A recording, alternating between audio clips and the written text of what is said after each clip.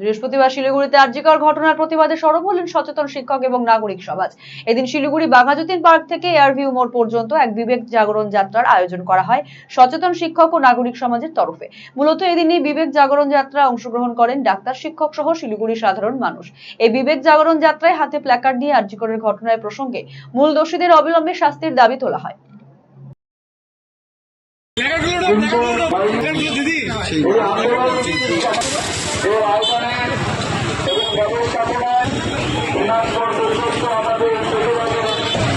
আমাদের আজকের কার্যক্রম হলো যে আপনারা জানেন বিগত 9ই আগস্ট কলকাতায় বিখ্যাত মেডিকেল কলেজ আরজিকরে যে নৃশংসভাবে একটি হত্যাকাণ্ড ঘটেছে, ধর্ষণ করে একজন পোস্ট গ্রাজুয়েট ডক্টরকে যেভাবে খুন করা হয়েছে তার বিরুদ্ধে পশ্চিমবঙ্গের সমস্ত নাগরিক সমাজ যেমন প্রতিবাদ করছে, আমরাও আজকে বাঘাযতীন পার্ক থেকে আমরা শিলিগুড়ি সচেতন শিক্ষক, ছাত্র, অভিভাবক এবং নাগরিক সমাজকে আহ্বান জানিয়েছি তিলোত্তমার বিচার চেয়ে আমরা বাঘাযতীন পার্ক থেকে এয়ারভিউ পর্যন্ত আমরা আমাদের র্যালি করব এবং সেখানে পথসভা হবে।